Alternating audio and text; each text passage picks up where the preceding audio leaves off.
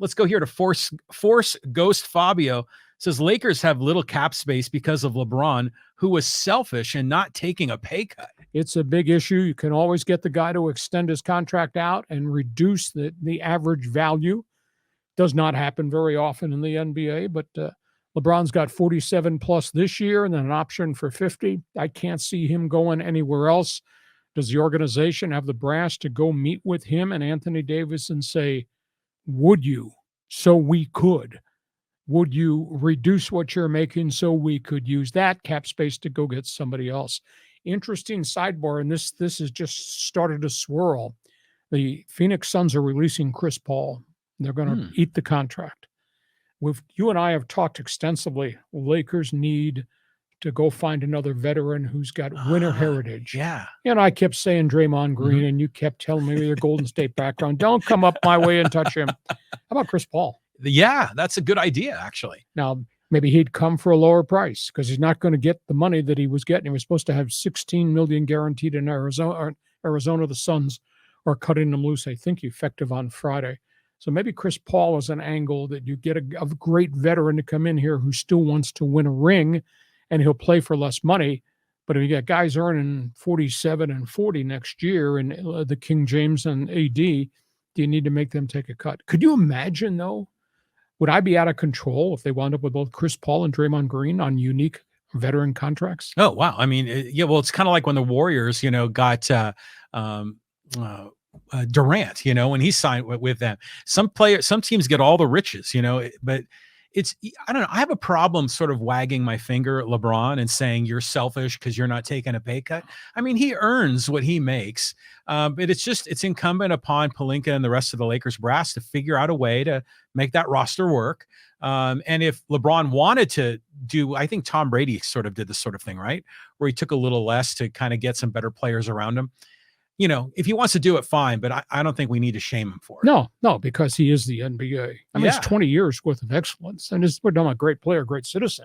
Exactly. So, okay, next question. Okay, and this is from Dale Thumbs. He says, "LOL, Saudi money is really U.S. money." It is now. It's PGA money. Mm-hmm. Nobody wants to say who won and who lost.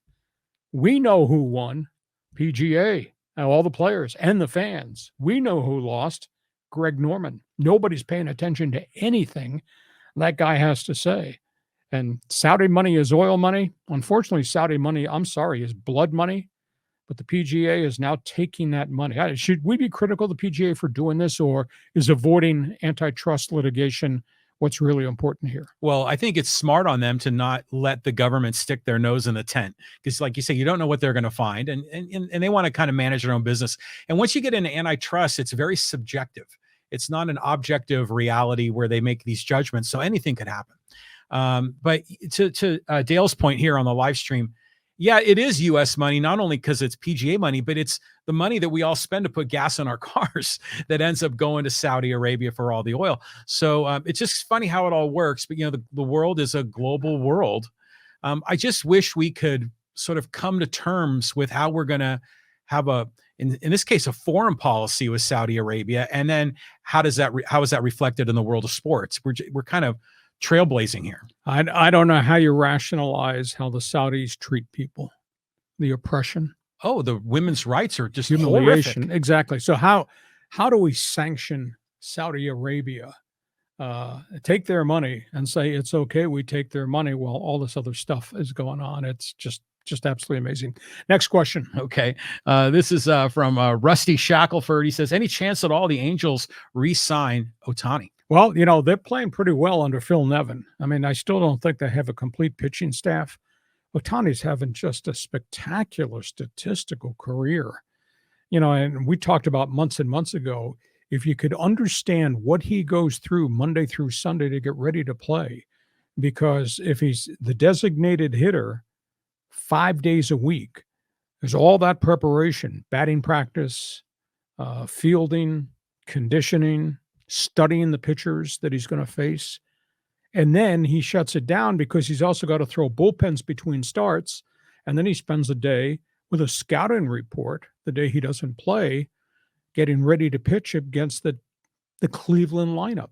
I mean, to me, it's absolutely amazing the dedication it takes to be the complete ball player he is, both as a DH and as a starting pitcher, and the wear and tear factor. I mean, to me, the mental fatigue would be one thing. How about the wear and tear factor with all that preparation it does to play two positions? Yeah, I mean, it's unbelievable. And we see this in high school and sometimes in college of these two-way players.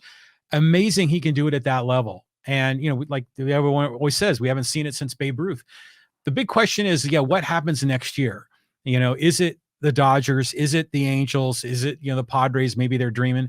Or does something happen we don't expect? Does he suddenly end up in Yankee Miami Stadium or New York or something? I mean, who knows what's going to happen? Fascinating guy. You get a chance to watch him, because we probably won't ever see this again in our modern lifetime. Go ahead. Well, I was just already getting scolded by Dale Toombs because I mispronounced his name. So let's move on here down the list and get in some of our social media commenters. And this was kind of a fun one from SDCA Equipment. Talking about the Padres problems. He says, LOL, Hacksaw needs to stick to checkers while Seidler deals with chess. $60 million from Bally's is going to sink this organization. Networks will be lining up to air the Padres. Take your meds, Hacksaw. Hey, I'll take my meds if you stop taking drugs. Hey, Equipment Man, understand this. Listen to what I say. This is $60 million a year, not a one-time $60 million loss. This is $60 million a year revenue stream that they're not going to get. And the back end of that TV contract, the money went up and up and up. Well, the back end of all the contracts that they gave to Xander Bogaerts and obviously to Manny and to El Nino, the back end of those contracts, those fees go up and up and up. They don't have $60 million a year coming in now because of the collapse of the TV network. And even though baseball is proposing the Team 30 concept, which they firmly believe is going to allow them to stream and create a mega network, I don't think the Padres are going to get $60 million a year under the new dimensions of whatever Team 30's MLB streaming right is. So I think it is a problem right now. And the other factor, Equipment Man, you can't tax the fans year by year. Price tags on everything at Petco Park have gone up and up and up. Do you know the price tags the last 2 years combined in tickets have gone up 38%? Wow. And that doesn't include refreshments and food and jerseys at the team store and parking. Oh, yeah. So, I mean, you can't tax the fans forever. So I think it's a blow. Padres got blindsided. The other 14 teams that had deals with Diamond Sports got whacked. I mean, it's an issue. And we have a very benevolent, quality, rich owner. I'll tell you what, they're money strapped in Pittsburgh and Cincinnati because those are really small marketplaces. Oh, yeah. And to lose whatever Pittsburgh and Cincinnati were getting, and it might have been $50 million or $60 million per year, that's a phenomenal amount of money for an even smaller market. So baseball's got a problem that they're going to have to work really hard on. Well, they're going to make up some of the revenue, and they'll have a plan, but Bally admitted that they overpaid, and the market changed and the Padres were sitting pretty there. And that sweet deal, it only lasts for so long. It's turned sour. More questions, please. Okay. Well, here's another Angels question. We were just talking about Phil Nevin and Michael Ross says, will Phil Nevin still be managing the Angels by September? Who do you think would be a good manager for the Angels, Hacksaw? I don't think they'll make a change. They're 33-30, and he's kind of doing it with a patchwork pitching staff. Rendon has finally come back healthy. How long he stays healthy remains to be seen. He's missed an awful lot of games. Trout's hitting, Ohtani's hitting. That a couple of the complementary guys who had mental health, and physical health injuries that are now back. Ward and one of their other outfielders and their first baseman, Jared Walsh. So I think potentially they've got a pretty good competitive team. Maybe they make the playoffs. Although it's kind of hard when you look at how good everybody is in the American League East. But if they're above 500 and they're waiting for the next wave of young pitchers to come, they've just started to roll in here, I think Nevin probably keeps the job. Now, if they bottom out and they wind up, being 28 games under 500, then maybe it doesn't work for Phil. We'll have to see what the owner does with Ohtani. I mean, that's the biggest question of all. Does Showtime stay at Angel Stadium? Yeah, big questions for the Angels, but I'm happy for Phil. Sure, he earned it. Because he kind of got screwed over when he was the AAA manager for the Reno Aces. He should have been maybe the next heir apparent with the Diamondbacks. That didn't work out. He was always kind of the bridesmaid, but never the bride for these jobs. But I root for him, and he's from Poway here, and his kids, he has 2 sons that are playing minor league ball, and so I just kind of root for the family in general. And wouldn't it be great if both of his children were playing Major League Baseball? I know his oldest son is up and down between AAA and the majors, and the youngest one is at the Rancho Cucamonga Single A team for the Dodgers. So wouldn't it be great if all 3 of them were in the league at the same time? Cool picture. Phil Nevin goes to home plate. They're playing Detroit. Takes the lineup card out. Who comes out of the Tiger dugout with the Detroit lineup card? Tyler Nevin. Exactly. Isn't that cool? That's totally. Really cool. It's great stuff, man. Okay, let's do one more here. Okay, let's. They got a USA Soccer comment in here. This is from the turd in the background. Is always chiming in about U.S. men's national team. He says, I could tell you as the press officer for U.S. Soccer that Greg Berhalter wants to take some time off. A report came out a few days ago that Greg would bring back Gio Reyna if Reyna and his family apologize to the team. Greg will likely return. Reyna is already back. He's part of the roster that the interim coaches have taken as they start playing the Nations League and then the Gold Cup. They play Mexico. I think it's in the First Nation League game. Reyna's back. I'm excited at the roster.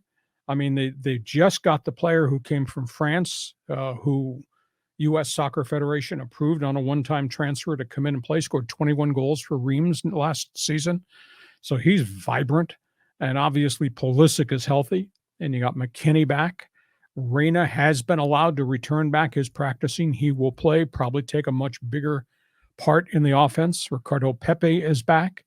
I just think that there's so much new firepower that wasn't there during the World Cup, and these guys will just play together and they'll grow. I mean, the World Cup, the next World Cup is a little bit down road. It's not 3 weeks from tomorrow.